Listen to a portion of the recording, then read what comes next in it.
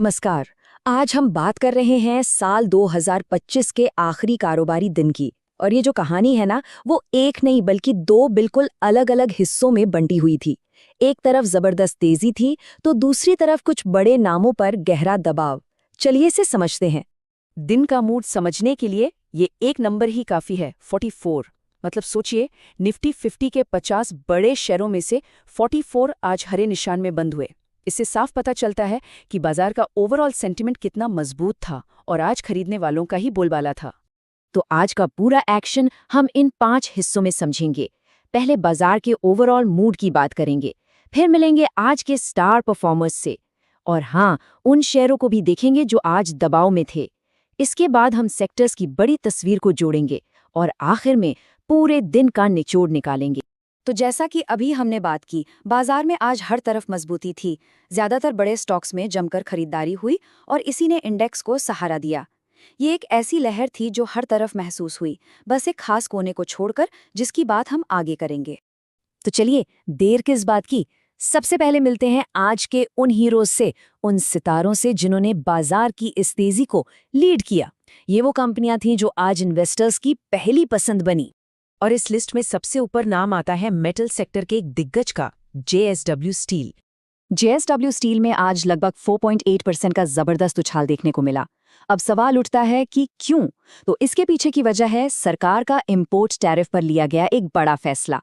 ऐसा लगता है कि ये कदम घरेलू कंपनियों को मजबूत करने की एक बड़ी रणनीति का हिस्सा है, जिसका सीधा और तुरंत फायदा स्टील कंपनियों को मिला। लेकिन कहानी सिर्फ मेटल की चमक तक ही सीमित नहीं थी। एक और सेक्टर था जो आज पूरी ताकत दिखा रहा था, और उसका चेहरा बना ONGC। ONGC में भी 2.4% की एक मजबूत बढ़त दिखी। अब ये क्या दिखाता है? ये दिखाता है कि बाजार का जो बड़ा पैसा है वो एनर्जी सेक्टर की तरफ भी जा रहा है, जो हमारी इकोनॉमी में बढ़ती ऊर्जा की डिमांड का एक बहुत साफ इशारा है। तो यहाँ पूरी तस्वीर साफ हो जाती है।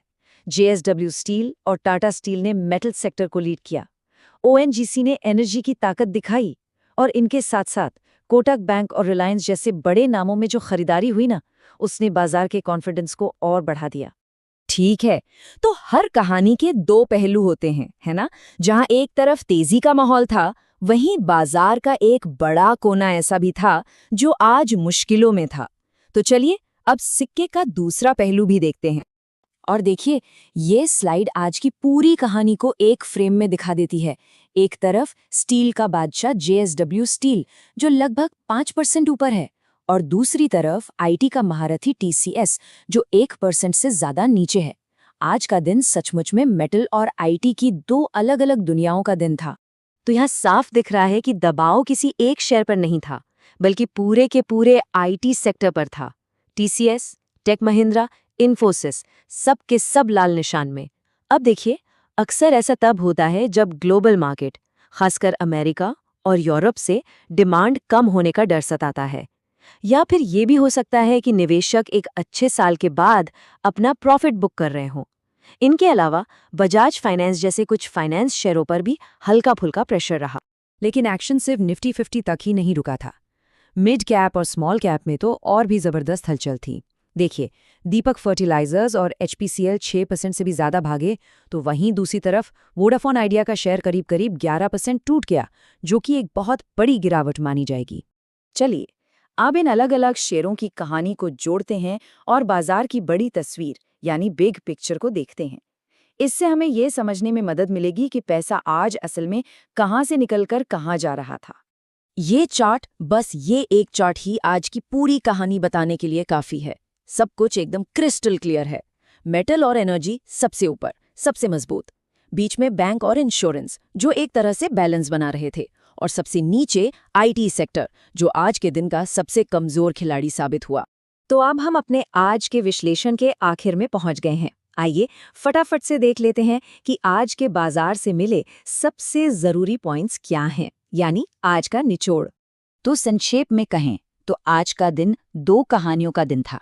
पहली कहानी थी हमारी घरेलू इकोनॉमी से जुड़े सेक्टर्स की, जैसे मेटल और एनर्जी, जो तेजी से आगे बढ़ रहे थे। और दूसरी कहानी थी ग्लोबल इशारों पर चलने वाले IT सेक्टर की, जो दबाव में था। इन दोनों के बीच बैंकिंग ने स्थिरता बनाई रखी, लेकिन दिन का हीरो तो मजबूती दिखाने वाले सेक्टर्स ही रहे। तो आज का दिन हमें इस एक बड़े सवाल के साथ छोड़कर जा रहा है। आज मेटल की घरेलू ताकत आईटी की ग्लोबल चिंताओं पर भारी पड़ी। क्या नए साल में भी बाजार की दिशा यही ट्रेंड तय करेगा, या फिर कल हमें कोई बिल्कुल ही नई कहानी देखने को मिलेगी?